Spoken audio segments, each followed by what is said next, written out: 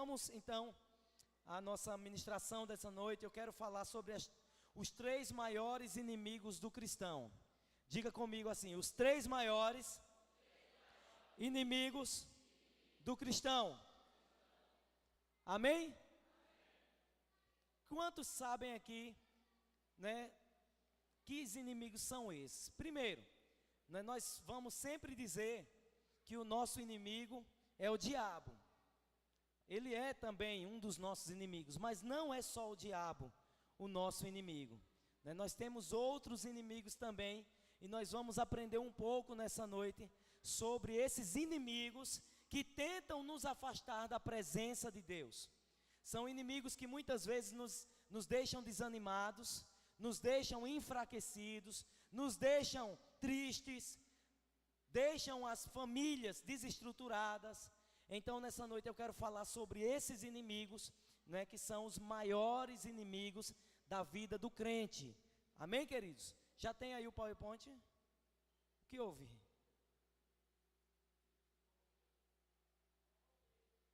Então tá. Então não vamos ter o PowerPoint, mas eu quero que você preste atenção numa coisa, irmãos. Diga assim: os três maiores inimigos, diga, são a carne, o mundo e o diabo. Não é a carne vermelha que a gente tirou no jejum não, viu? Não confunda. A carne. Nós vamos falar um pouco sobre esses três inimigos: a carne, o mundo e o diabo, tá? Então a carne, queridos, a carne é basicamente o nosso corpo mental. O que é isso? Quando nós falamos de carne, na Bíblia fala de carne, o Espírito luta contra a carne. A palavra de Deus está nos dizendo que muitas vezes o nosso intelecto está ligado às nossas vontades de pecar, às nossas vontades de fazer coisas erradas. O próprio apóstolo Paulo, ele declara na sua palavra que muitas vezes, quando ele queria fazer o que era certo, ele fazia o que era errado. E quando ele queria fazer quando ele errava, não era porque ele queria errar, é porque ele queria fazer certo. Então, porque há uma luta interior dentro de nós, há uma luta que nós travamos, e essa luta, em primeiro lugar, é a carne. A carne, diga, a carne é o meu primeiro inimigo, é o nosso primeiro inimigo. É a carne que todos os dias, né, nos leva a pecar. Aqueles desejos de voltar atrás, aqueles desejos de voltar às práticas antigas, aquele desejo de fazer aquelas coisas que você fazia antes, e quando você recebeu Jesus, você confessou Ele e prometeu para Ele que não faria mais. A carne justamente é quando você está com aquela vontade de fazer o que você fazia antigamente. Então ela está ali lutando contra o seu espírito. Diga, o homem, ele tem corpo, alma e espírito. Então a alma, ela vai lutar junto com a carne para que você caia. Mas o espírito que nós temos agora, que nasceu de novo em Cristo Jesus, o qual, quando nós confessamos a Ele, tornou uma nova criatura, esse vai também estar nos ajudando, desde que nós estejamos buscando o Espírito Santo. Aí nós vamos entender essa luta. Veja só, eu quero mostrar para você um pouco sobre a carne. A carne é o corpo mental, a parte da natureza caída do homem, o eu. A carne denotando simplesmente a natureza humana, a natureza terrena dos seres humanos separada da influência divina. E por essa razão, inclinada ao pecado e oposta a Deus.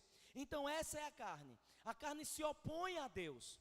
Assim como nós vamos falar do diabo também, nós vamos falar também do mundo, mas a carne, ela se opõe a tudo que é a verdade de Deus.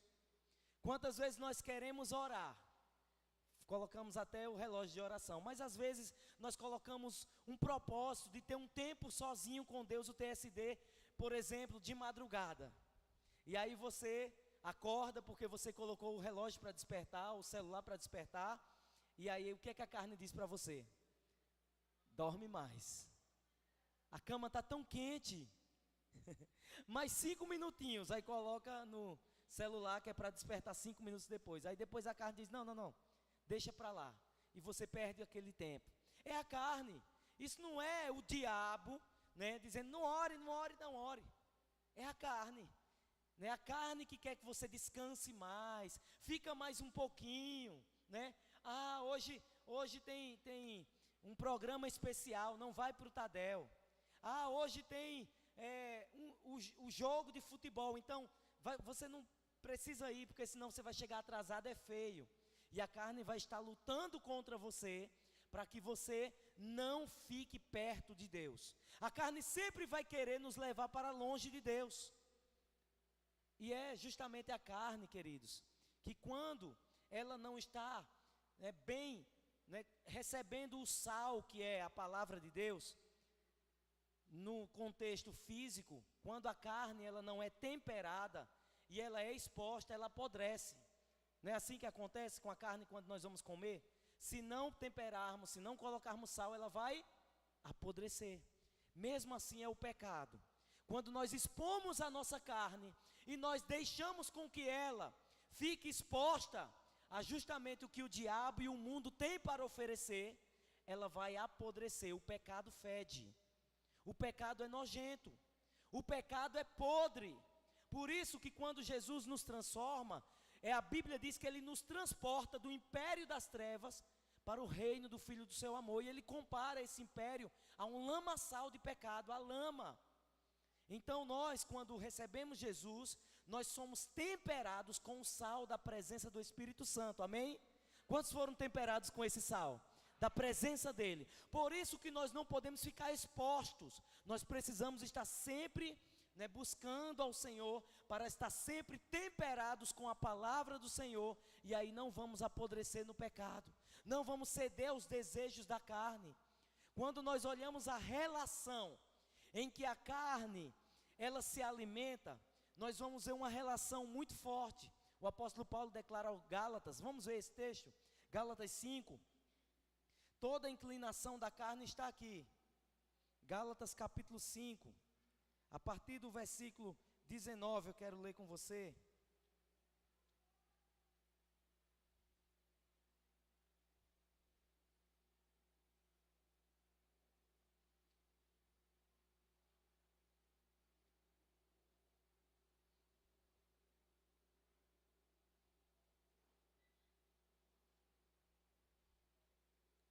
Eu vou ler na versão da minha Bíblia,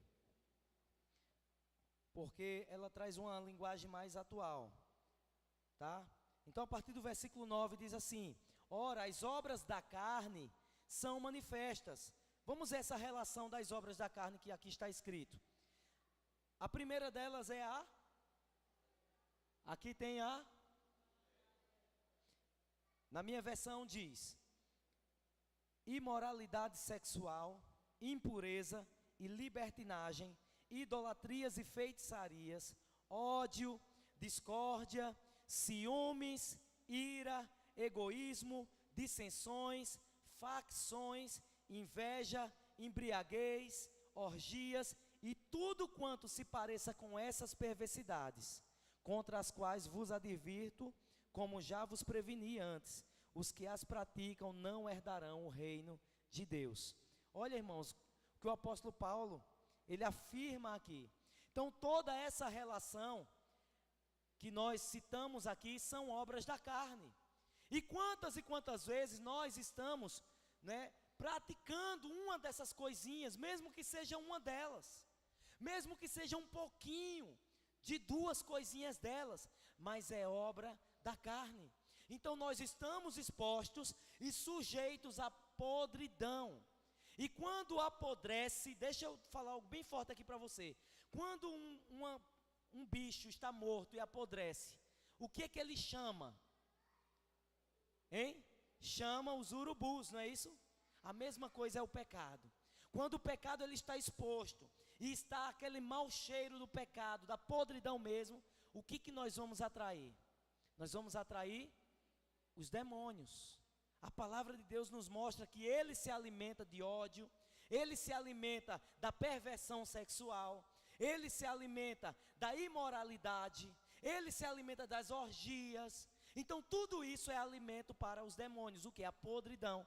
Por isso nós precisamos lutar contra diga carne, diga eu preciso lutar contra a carne.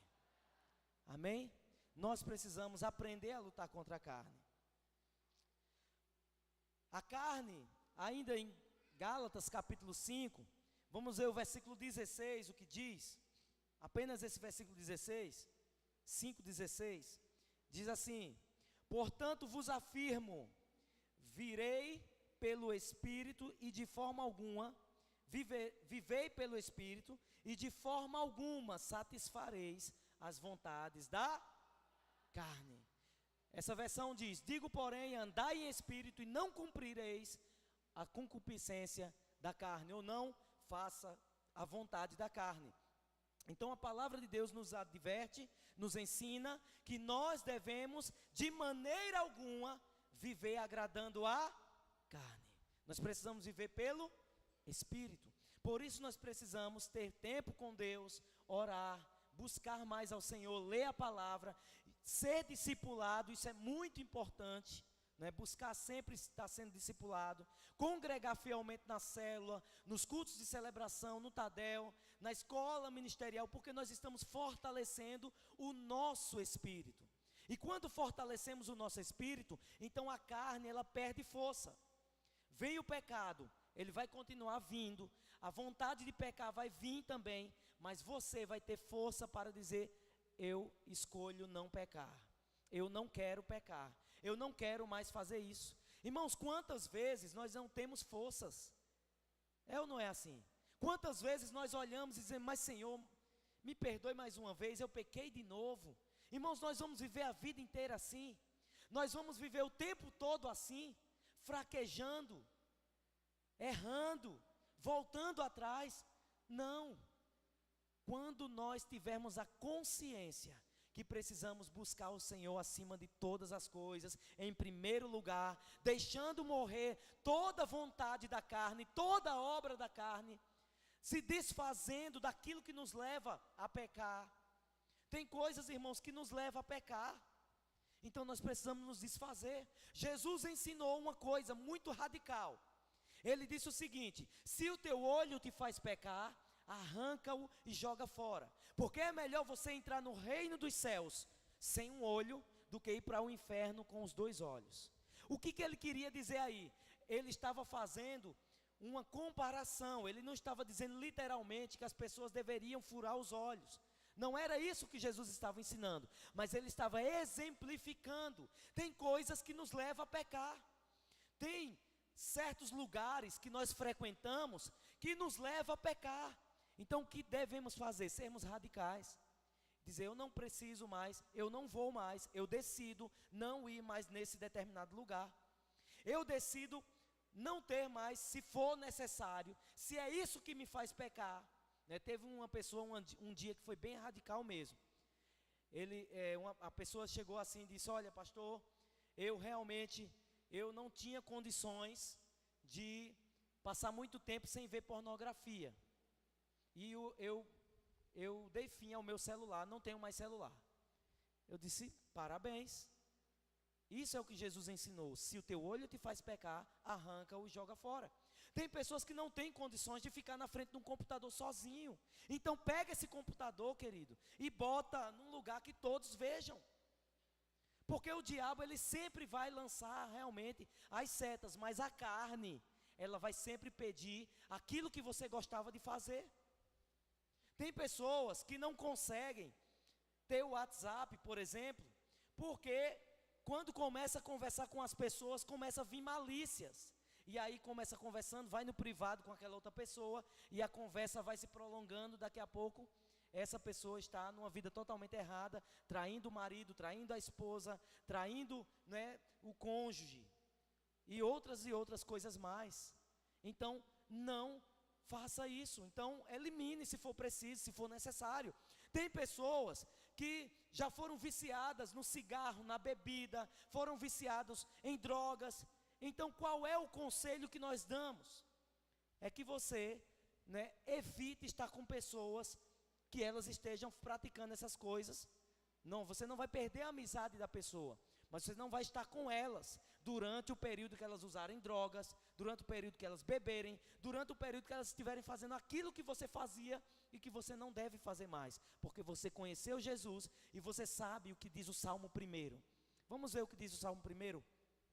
Vamos ler aqui na tela bem forte, porque você vai realmente matar a sua carne em nome de Jesus. Amém?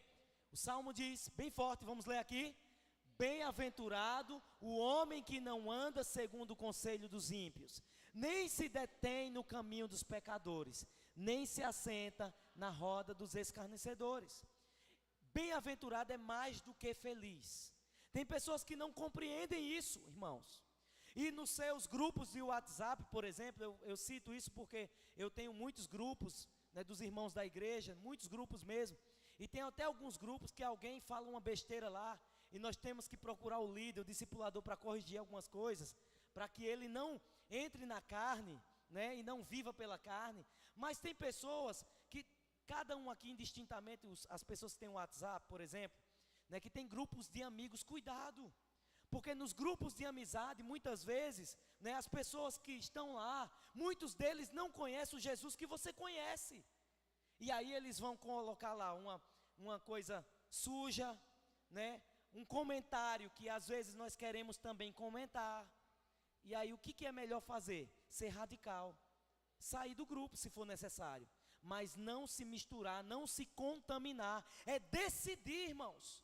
Porque nós somos diferentes, é ser inconformados. Esse é o tema da nossa geração Fire de sábado. É ser inconformado, é não se conformar com a imundície, não se conformar com a imoralidade, não se conformar com as pessoas que começam a denegrir a moral da família, denegrir a Jesus Cristo e a sua obra da cruz. Existem pessoas, irmãos, que são muito sujas a mente delas. E elas colocam as palavras lá de duplo sentido, e muitas vezes as pessoas estão caindo no engano.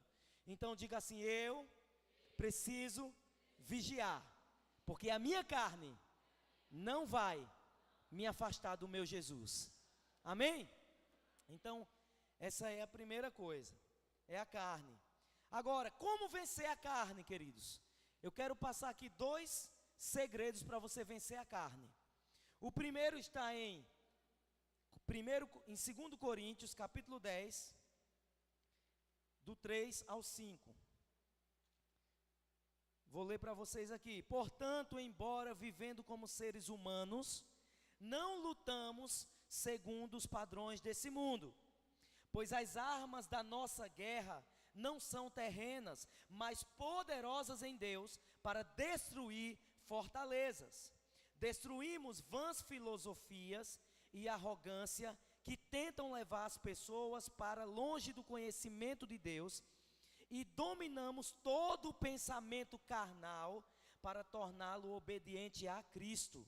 Irmãos, diga assim: levando cativo os pensamentos a Cristo. Na sua versão talvez esteja assim, o final do versículo 13. Levando cativo os pensamentos a Cristo. Então, o final do versículo 5, no capítulo 10 de 2 Coríntios.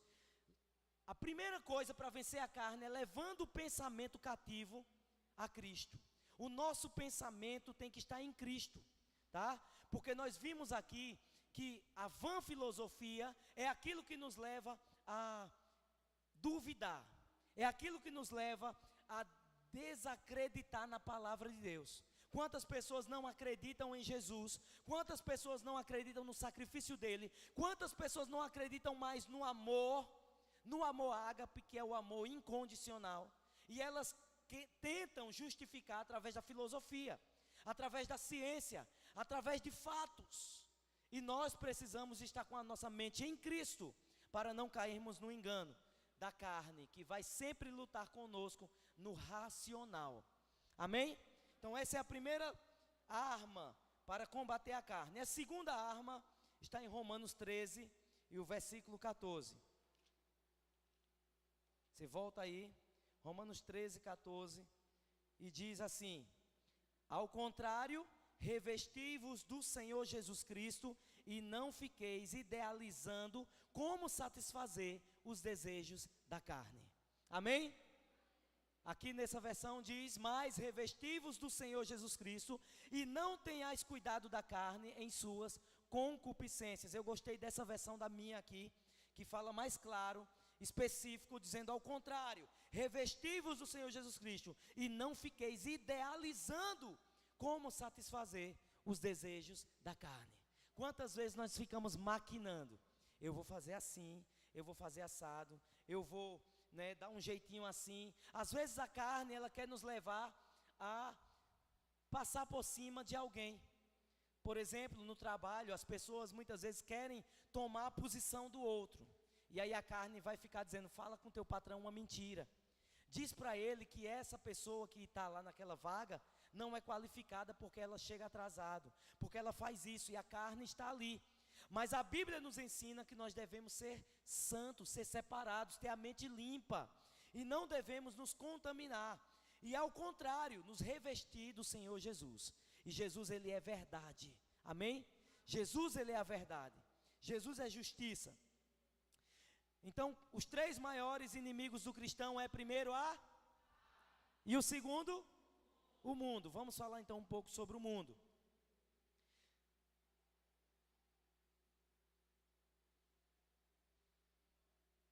Se de um lado, queridos, nós temos uma luta contra o inimigo da carne, do outro lado, nós temos o aliado da carne, que é o mundo, como o outro dos nossos inimigos. Então nós vamos ter, de um lado, nós vamos ter o espírito que luta contra a carne, que é o Espírito Santo que nos ajuda, e ele está lutando, mas também do outro lado nós temos um inimigo que ajuda a carne, que é o mundo. Então, o mundo no grego, eu estava pesquisando, que significa cosmos e significa ordem ou sistema. E isso é muito interessante, porque o próprio apóstolo Paulo diz que não vos conformeis com este mundo, ou com esse sistema, ou com este século, tá? Então a palavra aqui para mundo, em Romanos 12, que o apóstolo Paulo diz, não vos conformeis, o versículo 2, é cosmos, que quer dizer sistema, quer dizer também ordem. Então nós temos visto inclusive uma ordem que tem tentado se estabelecer, que é a ordem mundial. É um sistema onde o mundo inteiro está discutindo assuntos para que haja uma só religião no mundo, para que haja um só governo mundial e que tudo que seja estabelecido por eles seja regra. Então isso é algo que tem sido sonhado por muitas pessoas hoje, que vivem realmente fazendo a vontade do diabo. Então, queridos, vivemos em um mundo de pecado em que a vaidade impera nos corações das pessoas. A pessoa, ela cada vez mais quer fama, cada vez mais quer dinheiro, cada vez mais ela quer agradar a si próprio e às pessoas. E aí, por isso ela se envaidece, ela quer ser mais bonito cada vez mais, não que seja errado, mas que muitas vezes é para vanglória, é para receber elogios, e aí tudo que tira a glória de Deus é pecado. Então o mundo nos leva para isso, Hoje em dia nós estamos vendo a briga que é e o incentivo que é pela estética. As pessoas não estão preocupadas mais com a alma e as emoções das pessoas, não estão mais preocupados com as famílias se destruindo, mas estão preocupados em estar com o físico bem, a aparência legal, o corpo, está totalmente equilibrado, na academia, com exercício físico, enfim. O mundo tem nos passado essa imagem. O mundo tem nos passado, queridos, esse sistema, para que nós possamos estar tirando totalmente o nosso foco daquilo que é verdadeiro e que é primordial. A família, ela é a base da sociedade, mas o mundo tem destruído a nossa família, as nossas famílias. E o mundo tem colocado coisas e práticas para que as famílias sejam destruídas, mostrando que a imoralidade sexual é normal. Você, por exemplo, liga uma televisão dia de domingo, durante o dia, você vai ver só imoralidade. Se eu estiver mentindo, me corrija. né? Mas a maioria das canais de televisão, nós mudamos de canal e só, né, imoralidade. Programas que vão nos levar simplesmente a ter uma perversão. Tem pessoas que não conseguem nem sequer assistir um programa porque já começam a pecar, porque de tanta imoralidade que vão assistir.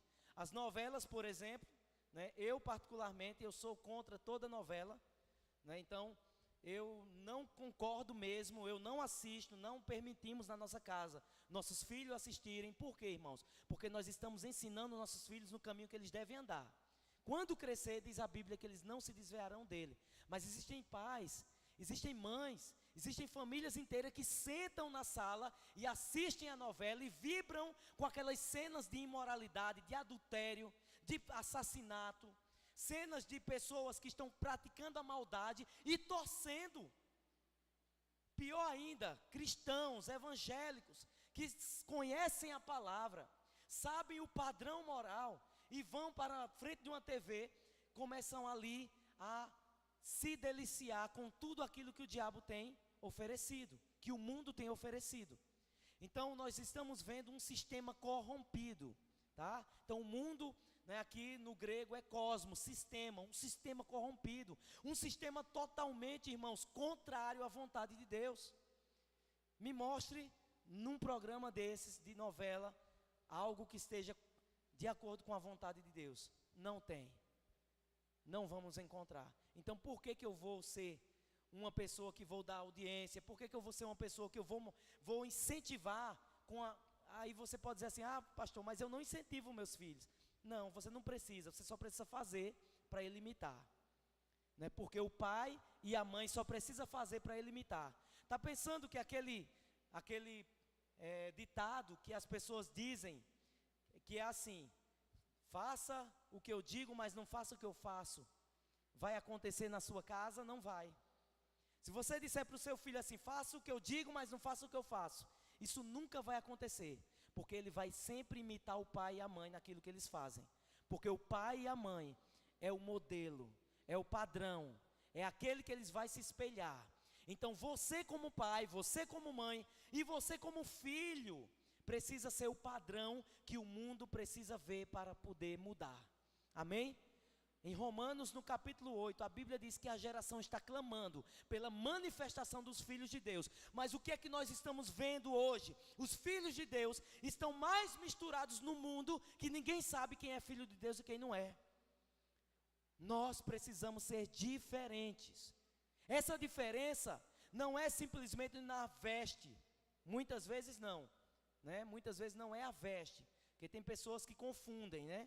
E diz, ah, esse não é jeito de se vestir. Um dia um rapaz, um senhor de idade, encontrou com um jovem aqui da igreja, estava vindo para a escola ministerial, com a Bíblia na mão, mas vinha de short.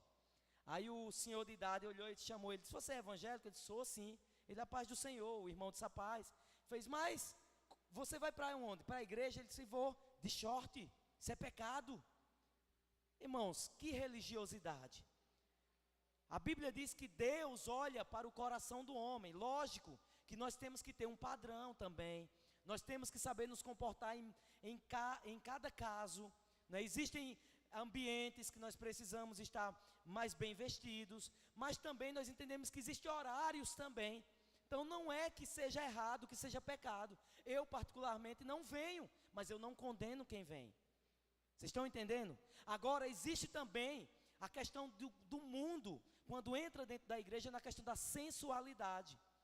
Existem mulheres que gostam de ser sensuais, que sensualizam mesmo, e vão para mostrar mesmo, e aí entra o pecado, porque está no coração, a inclinação do mundo, a inclinação da carne, é como a intenção dela está sendo feita.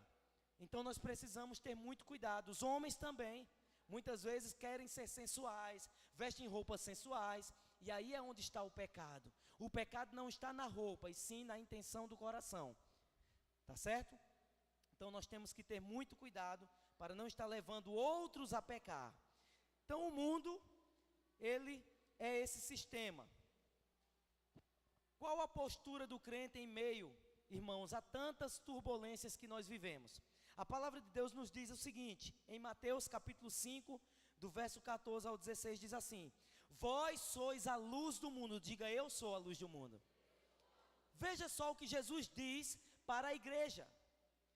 Às vezes nós estamos sendo trevas nesse mundo, mas nós somos o que, irmãos? A Bíblia diz: vós sois a luz do mundo, assim resplandeça a vossa luz diante dos homens, para que vejam as vossas boas obras e glorifiquem vosso Pai que está nos céus. Então, Mateus 5, 14, 16. Então, como crentes, o que nós precisamos fazer? Qual é a diferença, irmãos, que nós precisamos ter para nos distinguir, para sermos separados? Que diferença é essa? Eu quero dizer para você que é inadmissível uma pessoa dizer que é crente e viver na prática do pecado. Isso é inadmissível. Uma pessoa que se diz ser cristão, mas vive no pecado. E nós ouvimos tantas pessoas. Vou dar alguns exemplos do que é prática de pecado. Para quem acha que existe pecadinho, pecado médio, pecadão, é tudo pecado. Viver na prática do pecado. Primeiro lugar, você quando não sabe falar a verdade, só sabe mentir. Isso é viver na prática do pecado. Você que já falou a mentira e não sabe voltar para dizer, perdão, eu menti. Não era dessa forma. Isso é viver na prática do pecado. Você até pediu perdão ao Senhor Jesus, porque você mentiu, porque você pecou, mas você não voltou para consertar. A outra pessoa pensa que a mentira é verdade. Isso é viver na prática do pecado. Você precisa voltar lá e corrigir o seu erro. Tem pessoas, eu já falei muito sobre isso, mas eu vou falar mais uma vez, porque isso ainda acontece muito, eu ouço muito falar, né? Eu não sei se isso acontece aqui, espero que não, mas eu ouço muito falar de pessoas, principalmente nesse tempo, né? Todo mundo pegando a infeliz da chikungunya. Ah, miserável. E aí o camarada leva uma topada. Ai, meu Deus, meu dedo está doendo, está inchado, é chikungunya. Aí vai no hospital, aí pede um atestado médico. Se não consegue, aí manda alguém forjar um atestado médico, né? Compra um atestado médico, leva manda levar, não tem nem coragem de levar, leva para o patrão. Aí diz assim: é que eu estou com chikungunya, estou doente. Não precisa nem ser chikungunya, mas só em levar, isso é prática do pecado. Tem pessoas que fazem desvio de água, da encanação da água, né? Érica da Compesa sabe que tem muito disso aqui em Caruaru. E as pessoas vão lá, corta o cano, faz um desvio no relógio lá e rouba a água. Está na prática do pecado. Se não corrigir, continua na prática do pecado. Gato na energia. Pessoas que roubam a energia dos outros. Pessoas que roubam a energia do poste de luz. Está na prática do pecado. Pessoas que roubam sinal digital de TV. Pastor Marcos estava falando agora no Encontro com Deus. Eu digo, meu Deus do céu. Um irmão chegou para ele e disse o seguinte: pastor, eu tenho uma antena para vender para o senhor, R$300. Ela pega todas as canais que o senhor imaginar. Pastor Marcos disse, R$300? Mas que antena? Não, pastor, é uma anteninha pirata assim. Aí o pastor disse, antena pirata? Isso é pecado, rapaz. É não, pastor, é não. Aí o pastor foi pesquisar. Realmente, os sinais que roubam é sinal da Sky, sinal de não sei das quantas. Então, e não paga mais nada por isso. É pecado. É viver na prática do pecado, né? Pessoas que vivem subornando guardas de trânsito, é pecado.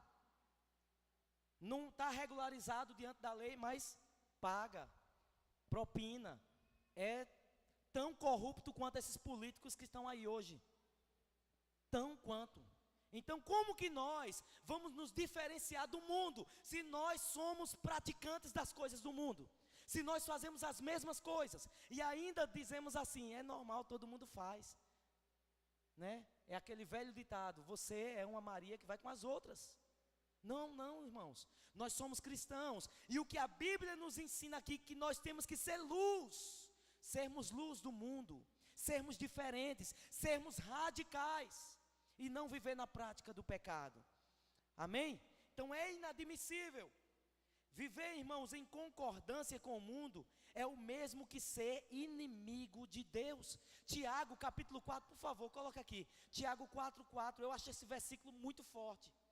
Irmãos, quem vive na prática do pecado, Quem vive dessa forma se constitui inimigo de Deus. Olha o que diz o texto: adúlteros e adúlteras, não sabeis vós que a amizade do mundo é inimizade contra Deus? Portanto, qualquer que quiser ser amigo do mundo, constitui-se inimigo de Deus. O que é ser inimigo? Né? Nesse texto, adúlteros e adúlteras, não está falando de prostituição, de adultério no casamento, não. O texto é claro. Se você ler o contexto, você vai ver.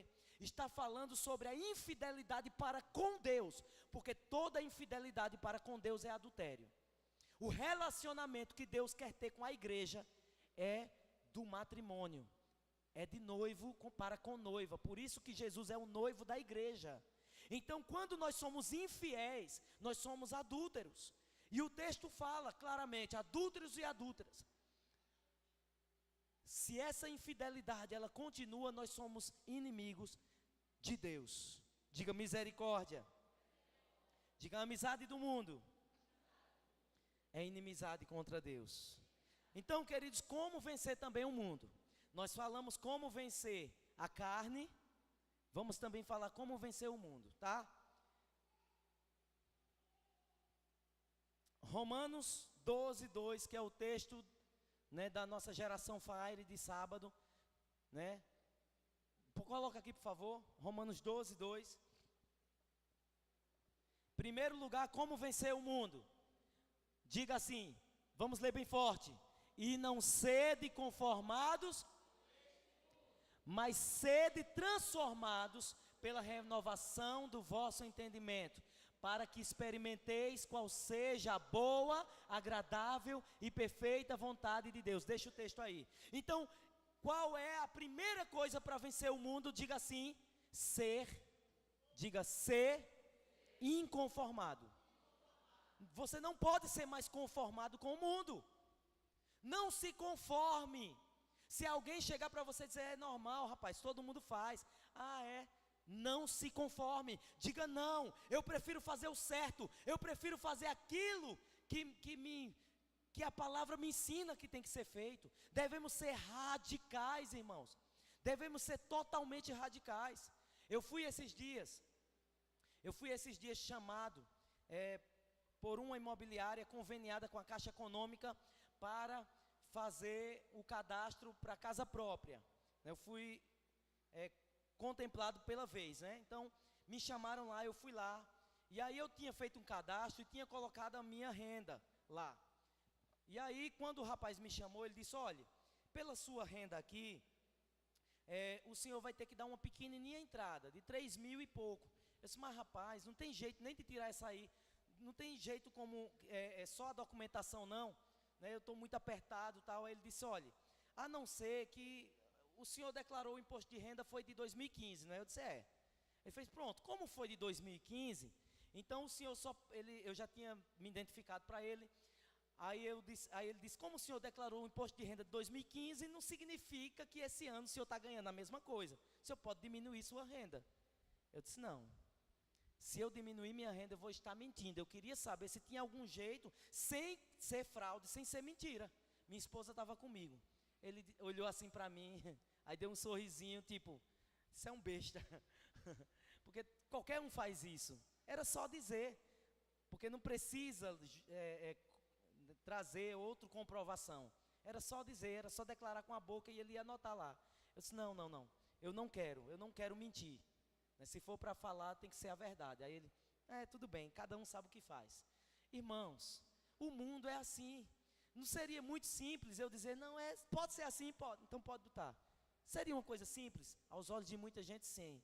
Mas para Deus, não. Deus, Ele quer a sinceridade, Ele quer a verdade. Nós somos luz. Como nós seremos luz se nós vivemos nos misturando e fazendo as mesmas coisas que todo mundo faz e voltando a fazer aquilo que nós fazíamos antes? Então nós temos que ser diferentes, inconformados, tá? Então outra coisa, como vencer o mundo, está em 1 João 5, versículo 4. 1 João 5, verso 4. Vamos lá, estamos quase encerrando.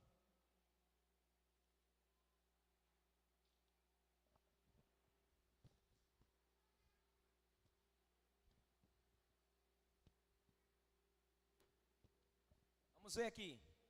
A parte A do versículo. Porque todo que é nascido de Deus vence o... Então, para que você vença o mundo, também você tem que ser nascido de Deus. Amém? Diga, eu preciso experimentar o novo nascimento. Irmão, sem o novo nascimento, você nunca vai vencer o mundo. Você sempre vai lutar, mas é como se você estivesse dando murro em ponta de faca. Você nunca vai vencer, você nunca vai conseguir. Você precisa de fato nascer de novo, entregar sua vida a Jesus, confessá-lo como Senhor da sua vida, único Senhor da sua vida. Outra coisa, como vencer o mundo? Ainda aí no mesmo texto, só que a parte B agora. E esta, vamos lá. E esta é a vitória que vence o mundo, a nossa fé.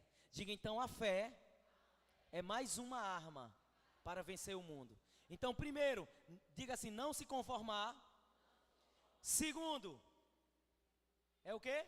Ser nascido de Deus. Diga, nascido de Deus. Terceiro, diga a fé. Amém? A fé. E mais uma coisa, para vencermos o mundo e derrotarmos ele. Ainda no capítulo 5, próximo versículo, por favor, Ítalo. Verso 5. Mais um segredo aqui que o apóstolo João nos mostra. Aqui. Quem é que vence o mundo, senão aquele que crê que Jesus é o Filho de Deus? Então diga, crê que Jesus é o Filho de Deus. Amém? Então vamos lá. Primeiro, ser inconformado. Diga inconformado. Segundo, nascer de novo. Terceiro, fé. Quarto, crê o quê? Que Jesus é o Filho de Deus. Amém? E agora, para nós completarmos os inimigos, falamos do primeiro que é a... O segundo é o... E o terceiro o... Diabo. Então vamos ver aqui sobre esse nosso terceiro inimigo. Queridos, aquele que está por trás do mundo e da carne, utiliza ambos em sua oposição ao plano de Deus. Olha só, o diabo, eu deixei para falar por último, porque ele fica por trás da carne e por trás do mundo. Tanto a carne quanto o mundo tem uma pitadinha dele. Tanto a carne quanto o mundo, ele está ali nos tentando para nos derrubar, usando as obras da carne, mas também usando as coisas do mundo, né?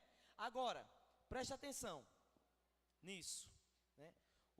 João 14:30, diz a Bíblia que o príncipe deste mundo já está por vir.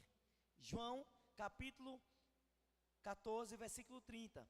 Mas também, queridos, olha só, quando nós praticamos os segredos que nós vimos aqui para vencer o mundo, que é realmente não se conformar, que é realmente entregar a vida a Jesus e as outras coisas também, o que é que acontece? Acontece o que está escrito em 1 Coríntios, queria colocar esse texto aí, 1 Coríntios capítulo 6 e o versículo 17. Aí isso é forte demais esse texto, porque aquele que realmente está assim, ó, olha o que ele é. Mas o que se ajunta com o Senhor é um mesmo Espírito. Ou seja, quando você recebe Jesus no seu coração, você agora se juntou com Ele e você é um mesmo, diga um mesmo Espírito. Diga um mesmo Espírito. E esse mesmo Espírito, irmãos, o Espírito Santo é o que nos aliança com Ele, nos fortalece. Amém? Louvado seja Deus. E o diabo, ele não tem que ser, né, temido, tá? Você não tem que temer o diabo, você não tem que ter medo do diabo, porque a Bíblia diz que ele já foi derrotado por Jesus. Tem pessoas que têm medo do diabo que se pela, né? Teve um fato engraçado nesse encontro, esse final de semana. Estávamos no encontro, para quem não sabe, eu e a pastora, ministramos lá em Petrolândia, perto de Paulo Afonso, né, no encontro com Deus lá. Chegamos ainda hoje pela manhã, e Jerusalém me contou um fato engraçado de uma moça lá, uma pessoa que se manifestou lá, num certo momento, e é uma mulher que estava do lado, mas ela se pelava tanto de medo que ela dizia assim: ah, Senhor, eu confesso tudo, Senhor, eu me arrependo, Senhor, porque a outra, irmãos, nós não temos que ter medo do diabo, ele já foi derrotado, amém? A Bíblia diz que Jesus, quando morreu e ressuscitou, ele foi até as profundezas, ao Seol, e ele pisou a cabeça do diabo, da serpente, e ele tomou as chaves do inferno. Nem a chave da casa dele ele tem, o miserável. Nem a chave da casa dele. Jesus tomou a chave do inferno. Então, nós não temos que ter medo, porque maior é o que está em nós, diz a Bíblia, do que o que está no mundo. Amém? Em Cristo Jesus, diz a Bíblia, nós somos mais que vencedores. Então por que nós vamos temer? E ainda em Lucas capítulo 10, verso 19, Jesus ainda disse para os discípulos e para nós: eis aí, vos dei autoridade para pisar em serpentes e escorpiões e sobre todo o poder do maligno. Queridos, nós temos autoridade sobre o diabo, não é o contrário. Então ele já está derrotado, amém? Diga, ele está debaixo dos meus pés. Amém, queridos? Então você já é mais que vencedor. Jesus nos garante isso. Então não temos que ter medo. Agora precisamos ter cuidado. Não significa que nós vamos agora ficar brincando de ser crente. Aí você tem que ter cuidado, porque eu vou mostrar para vocês como que ele é conhecido na palavra, tá? Olha só. Quem é o diabo? Em primeiro lugar, nós vamos ver que ele é o enganador. Diga, o enganador. Irmãos, ele engana por meio de pensamentos. Veja que texto forte. Está em 1 Crônicas, no capítulo 21, versículo 1. Veja como é muito claro, né? A palavra de Deus se refere a ele mesmo agora como Satanás. Veja só o texto.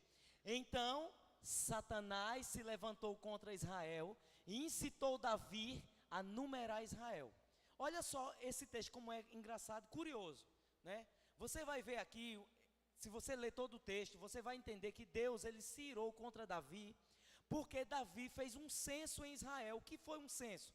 Ele fez uma contagem para ver quantos habitantes havia em Israel, para ver quantos soldados de guerra eles tinham, para ver quantos armamentos eles tinham.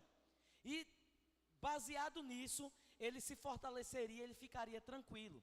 Só que Deus tinha dito a Davi que ele não deveria fazer essa contagem para que ele não confiasse na força dos homens. Ele não deveria confiar nas armas e nem no número de soldados que ele tinha. Ele deveria confiar no Senhor, que era o Deus que tinha dado todas as vitórias a Israel. Davi, ele se encheu de orgulho, e para se exaltar, e para se orgulhar diante dos homens, e diante de Israel, e diante das nações, ele esqueceu do que Deus tinha dito, e mandou fazer um censo, mandou Joabe com alguns oficiais, ir durante todo Israel, e contarem tudo, fazer um censo, e Deus se irou. Agora diz a Bíblia, que quem fez isso para que Davi se enchesse de orgulho? Quem fez isso para que Davi errasse contra Deus e pecasse contra Deus? Quem fez? Olha só, então Satanás se levantou contra Israel, incitou Davi a numerar Israel. Então a ideia veio do diabo. Tem coisas que acontecem e aí você diz assim, mas que ideia foi essa? Quem foi que deu essa ideia, irmãos? Aquela ideia que você está lembrando aí, que o seu marido teve, que a sua mulher teve, né, que você teve e quebrou a cara, e fez errado, e desagradou a Deus, né, e feriu a santidade de Deus. Quem incitou? O diabo, nosso adversário. O mundo, a carne, em terceiro lugar o diabo que está por trás do sistema. Agora, preste atenção nisso.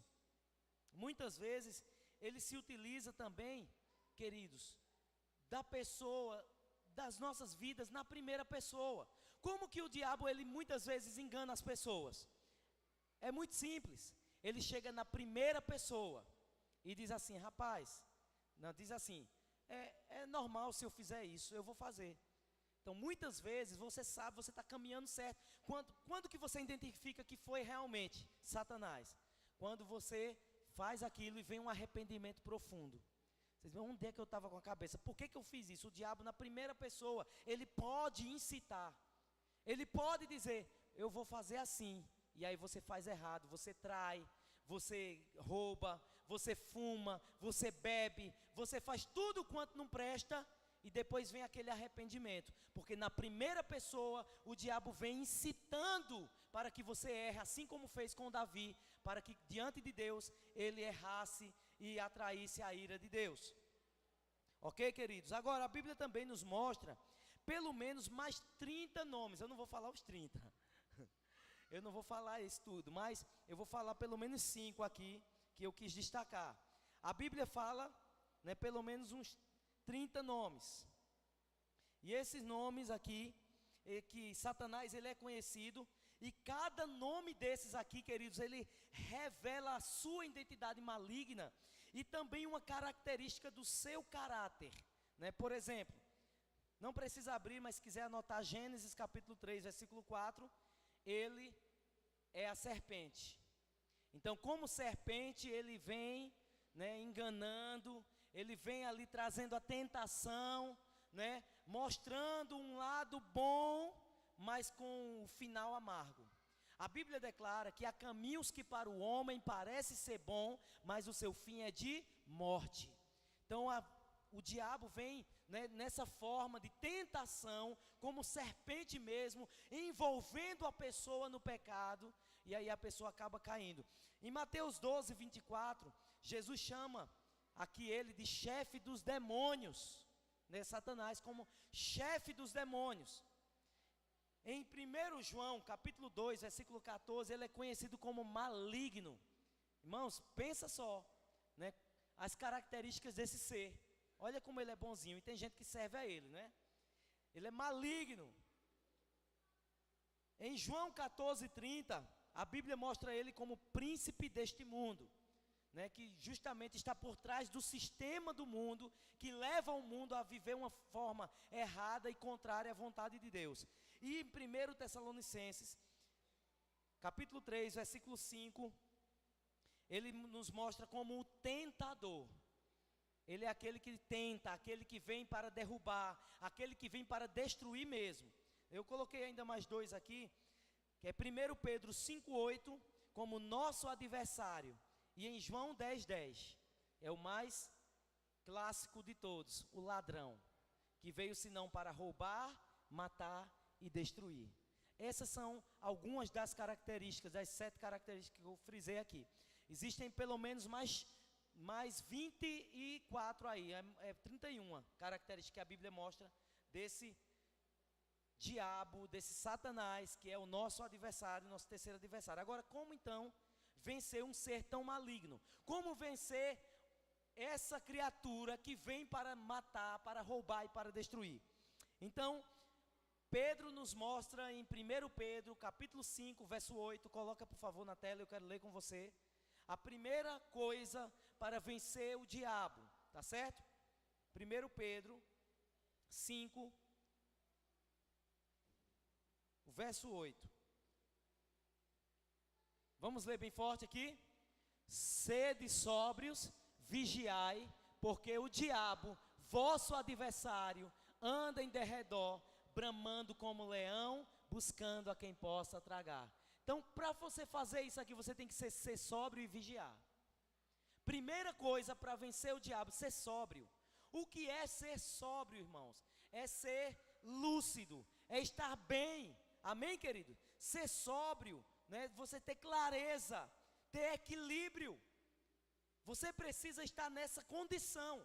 Porque se você não estiver nessa condição, você pode ser envolvido e enganado, tá? O cristão sóbrio, ele não se deixa embriagar pelas distrações desse mundo. Então, nesse mundo e da carne também, que são inimigos, né, da nossa alma. Mas o cristão sóbrio, ele não se deixa envolver nem com o mundo, nem com a carne e nem com o diabo. Amém? Porque ele vem para tentar nos vencer. Agora, também, além de ser sóbrio, ser vigilante. Diga, vigilante. O que é o que um vigia faz?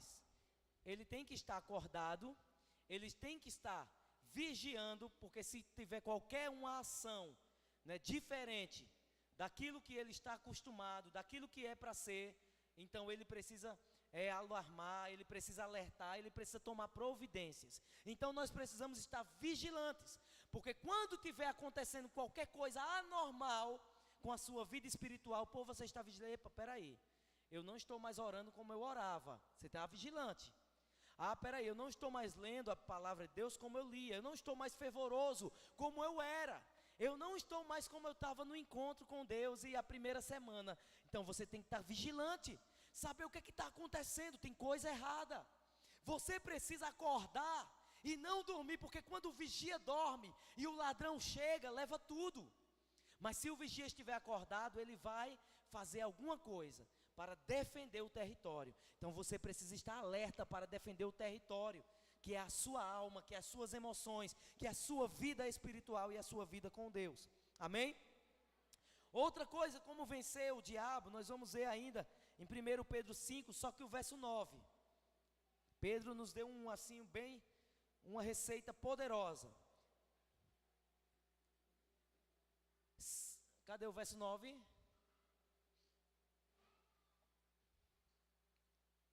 Aqui. Ao qual, vamos ler, irmãos? Firmes na fé.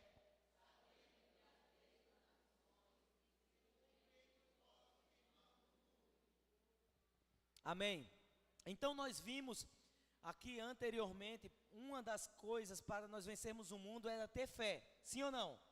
Agora Pedro nos mostra aqui que nós devemos resistir firmes na fé.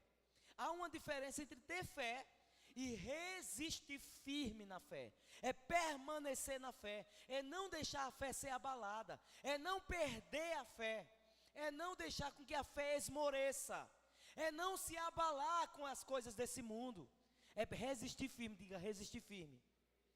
Precisa resistir, querido, resistir firme. E em último lugar, como vencê-lo, o diabo, Efésios capítulo 6, do 11 ao 13. Efésios 6, do 11 ao 13.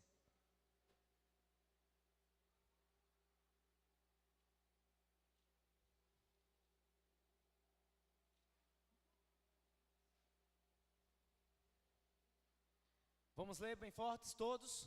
Revesti-vos de toda a armadura de Deus, para que possais estar firmes contra as astutas ciladas do diabo. Porque não temos que lutar contra a carne e o sangue, mas sim contra os principados, contra as potestades, contra os príncipes das trevas desse século, contra as hostes espirituais da maldade nos lugares celestiais. Portanto, tomai toda a armadura de Deus, para que possais resistir no dia mau, e havendo feito tudo isso, ficar firmes. Amém? Então, o segredo aqui, por último, é estar revestido de toda a armadura de Deus. Irmãos, estar revestidos das armaduras. Se você quiser, você lê os versículos depois, você vai ver uma lista de 5 armaduras que está nesse texto aí, tá certo? Então, irmãos, temos que resistir firmes, né, tomando toda a armadura de Deus para vencermos a carne, o mundo e o diabo. Amém? Quantos vão resistir firmes? Então, queridos, é quase impossível nós separarmos esses 3 inimigos, separar as tentações que surgem das 3 fontes, né? Porque existem as tentações que vêm da carne, do mundo e vêm do diabo.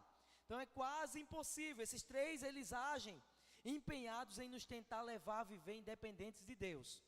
Mas nós somos totalmente dependentes do Senhor, amém? Satanás, ele usa o poder do pecado para controlar a humanidade pelo sistema que ele tem introduzido mundialmente. Mas nós não vivemos segundo o sistema desse mundo. Nós não vamos nos amoldar a esse mundo. Nós somos inconformados com esse mundo. Amém, queridos? Então eu quero que você coloque-se de pé nessa hora, que você possa aplaudir o Senhor. Mas eu quero também, aplauda bem forte. 1 Coríntios capítulo 10 e o versículo 13, nós vamos encerrar com esse texto. 1 Coríntios 10, 13, e você vai ler com voz de trovão, bem forte, né? Porque nós entendemos que nós pertencemos a um Deus que é grande, um Deus que é poderoso, um Deus que cuida de nós, um Deus forte, um Deus que tem amor grande, amém, queridos? Vamos ler aqui bem forte, todo mundo, vamos lá. não veio sobre vós tentação senão humana, mas fiel é Deus, acima do que podeis, antes com as tentações dará também o escape, para que possais suportar. Aleluia! O Senhor tem te dado o escape, querido. É o Senhor que nos sustenta. É o Senhor que nos dá forças. É o Senhor que nos segura. Se estamos caminhando, se estamos avançando, se estamos vencendo, é porque Ele nos amou, é porque Ele nos escolheu, é porque Ele nos fortaleceu, é porque Ele tem nos dado as armas para lutar contra os nossos adversários, o mundo, a carne e o diabo. E nós vamos vencer todos eles. Não vamos vencer apenas um deles, nós vamos vencer todos eles, porque nós somos mais que vencedores em Cristo Jesus. Amém? Mas o grande segredo e o principal segredo é entregar realmente a vida a Jesus. Precisamos entregar nossa vida a Jesus, totalmente a Ele. Eu queria convidar você a fechar seus olhos, colocar a mão no seu coração.